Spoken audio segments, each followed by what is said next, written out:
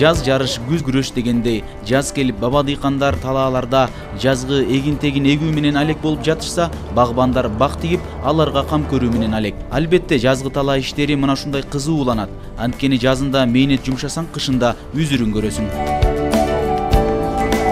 Багбанчылыкта мөмө жемиштерден түшүмдүү мол алуу үчүн көчөттөрдү туура тандоо керек экендигине багбандар өзгөчө маани беришет. Айрыкча акыркы жылдары Кыргызстанга чет өлкөлөрдөн бактарактардын жаңы сорттору келе баштады. Алардын бири Европадан алынып келинген карлик көчөттөрү. Булардын бою пас болот.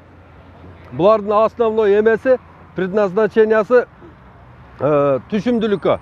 Өзүн багы биздин дарак неме алмаларды эксеңиз 8 жыл, 9 жыл, 10 жылга чейин күтөсүң да алма берги чейин. Багы эмеге түшүмгө кирге чейин жакшылап. А булар болсо 3 жылдан баштап бере баштайт, 5 жылда күчүнө кирет, 25 жыл кызмат кылат силерге. Жакшы караш керек. Бул алманы баладай кылып караш керек да, бул карликтердин бардыгын дарылаш керек. Бул көчөттөрдүн дагы бир өзгөчөлүгү аз жерди ээлейт. Түшүмдүүлүгү жогору. 1 гектар аянттан 50 тоннадан 120 тоннага чейин түшүм алууга болот. Бою кыска болгондугуна байланыштуу тергенге ыңгайлуу. Өлкөнүн түштүк аймагында түз жерлер аз болгондугуна байланыштуу багбанчылыкты өнүктүрүп, түшүмдүүлүгүн арттыруу үчүн Канат ага мына ушундай карлик көчөттөрүн өстүрүүнү сунуштайт. Бизде алманын азыр 9 сорту бар. 9 сорту. Ошонун бирөөсү мына көк алма, Golden Delicious. Бул морозостойкий болот, кышка чыдамдуу болот. Багы тоолуу райондорго эксе болот. Анан кийин урожайды жакшы берет. Бул көк алмалардын флагманы. Мына сорт Муцу. Бул катуу алма. Катуу алма бул октябрда пыша турган алма. Анан кийин бунун немеси преимуществосы урунду көп узакка болбойт. Транспортировкага жакшы, аябай жакшы. О, мартка чейин тура берет да бул. Мынабы көчөт Кыргызстанга биринчи болуп келди. Оригинал Red Chief ушундай болот. Это Эверест. Ушудан алып эгиңиздер. Буну мына немеси дагы алмаларын варенье кылса болот, сонун варенье болот. Анан кийин бунун биринчи предназначениясы бул опылять этет. Мына мисалы үчүн бир багыңарда бир 100дөй неме болсо, алма, гиляс, не болсо дагы ушуларды опылять этет да ушул.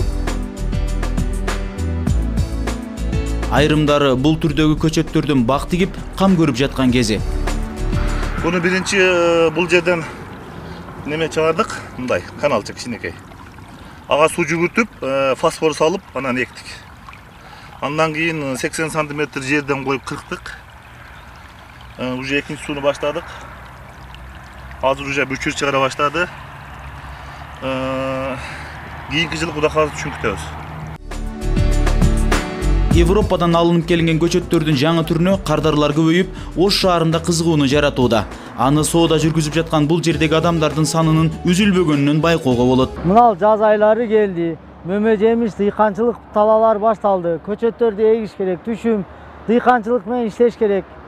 Бул азыр биздин келечегибиз дыйканчылык. Көчөттөргө канчалык жакшы кам көрүлсө, түшүмдүүлүгү ошончолук артат. Ошондой эле көп узун өспөйт. Мөмөгө бат кирген карлик дарактары багбан мээнетин бат эле актайт.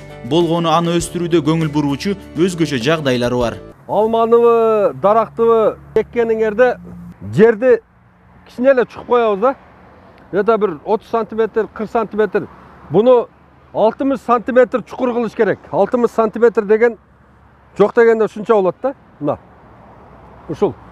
Ушунча чукуш керек. 60 см. Энин болсо 70 см кылыш керек. Ушундай энин. 4 бурчтук кылып туруп, анан түбүн болсо баягы биз мындай казан кылып коебуз да. Онда казан кылбаш керек. 4 бурчтук кылыш керек. 4 бурчтук. Квадрат. Квадрат кылып казып туруп, анан кийин былтыркы жалбырактар бар.